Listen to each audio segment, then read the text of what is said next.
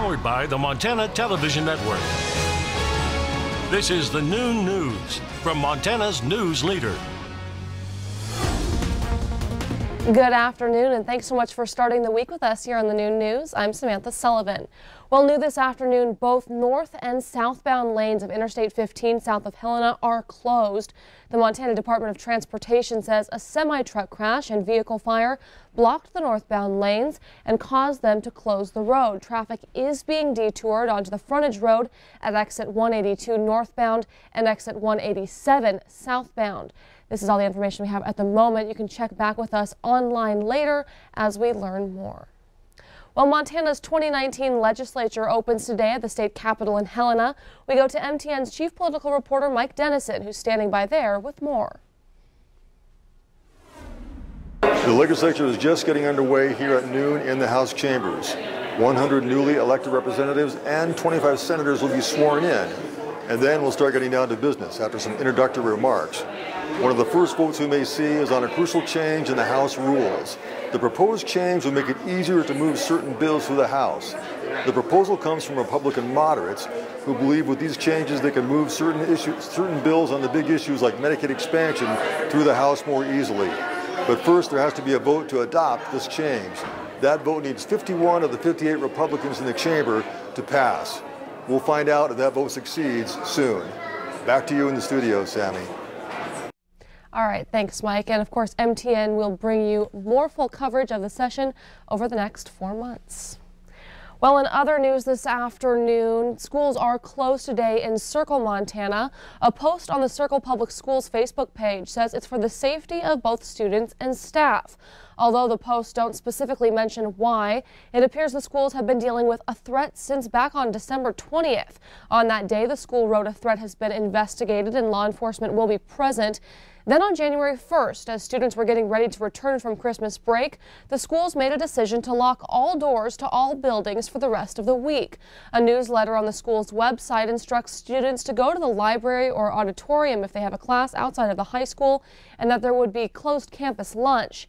Then, late last night, a Facebook post stated, "For the safety of our students and staff, we are closing school tomorrow." We have reached out to the school district for more information on that closure. We'll update you when more information becomes available. It was a deadly weekend on Montana's highways. In Rosebud County, a 21-year-old Forsyth man died in a fiery crash early Sunday morning. Rosebud County Coroner Frank Arb has identified the man as Landon Moreland. The crash occurred around 2:30 Sunday morning on Reservation Creek Road off of Old Highway 10. According to the Highway Patrol, Moreland failed to negotiate a turn, went off the road, and then hit a tree. The vehicle became engulfed in flames. The crash is still under investigation, but the Highway Patrol believe alcohol and speed may have been factors in that crash. And also on Sunday, an 80-year-old Circle man was killed in a two-vehicle crash in Glendive. The man was driving on Montana Highway 200 when he crashed into the side of a tractor and flatbed trailer that was attempting to turn off the I-94 off-ramp. The victim was not wearing his seatbelt and was pronounced dead on the scene. The 32-year-old flatbed driver from North Dakota was not injured in the crash. A 20-year-old male passenger was also uninjured. Both of those men were wearing their seatbelts at the time. The name of the victim has not yet been released. And a snowmobiler who was injured in an avalanche Saturday afternoon has died. The family of the victim identifies him as Eric Green of Shoto. The emergency call came in just after 4 p.m. Saturday on the Helena, Lewis and Clark National Forest west of Shoto. More than 30 people responded to help in that search.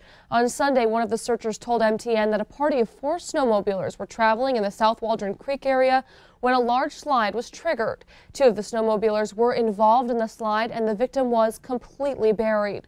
Searchers say these were experienced snowmobilers and they were riding in a popular area about 40 minutes off of Teton Canyon Road. In a statement, the family thanked all of the first responders and searchers involved. Well, now we'll turn things over to Ed, standing by in the Weather Center. Ed, it seems like the story in the next couple days is probably going to be wind. That's for sure, at least for now. As we'll take a quick video look at a scene from Red Lodge Mountain. And it was a short clip there. You can see the wind and the snow blowing in. Thanks, Bruce, for sharing this video. But the amount of wind really was short as well. It blew through and then kind of moved off across the region. There's where the bands of snow showers are moving out through south central into southeastern Montana. You see a little activity around Great Falls and Missoula, close into the radar sites as well. So it's a little more widespread than this, but a lot of it's close to the ground, so it doesn't show up quite as well. But the winds have also continued to develop, especially through central Montana and spilling to the eastern plains. More on that coming up in a few minutes. All right, thanks so much, Ed. According to a study by United Van Lines, more people moved out of Montana in 2018 than moved into the state. But this may not be the case for the booming Gallatin Valley. MTN's Medeiros Babb has more. Business in Bozeman is booming now, but that wasn't always the case, especially in 2009 when the effects of the national recession hit the city. Bozeman president of the Chamber of Commerce, Daryl Schlem, said it was then when community members met to come up with a plan. So is it a surprise that it works? Yes, to a lot of people it's like, well, we didn't want to have this. And the hard part about it is you can always jumpstart a community. But how fast it grows is up to the community itself. We can't control that dial. Montana ranks number 9 on the list of most outbound states in America. However, getting people to move to Bozeman and the Valley doesn't seem to be the problem. In fact, this year, Gallatin County was named the fastest growing small county in the nation and is expected by the U.S. Census Bureau to see over 50,000 new residents in the next 30 years. Schlem says even though growth is hard to manage, it is better to be where the city is now than it was a decade ago. And I tell you, it's a lot more fun now that people are making money. Yes, they're a little more tired, but at least they have, at the end of the day, enough money to pay their bills, own their business, and set something aside for retirement. Schlem says with Bozeman nearing a 0% unemployment rate, the challenge in 2019 will be filling a wide range of open positions. In Bozeman, Medeiros Babb, MTN News. Thanks, Medeiros. And we're told New Jersey was the most outbound state in 2018, followed by Illinois and then Connecticut.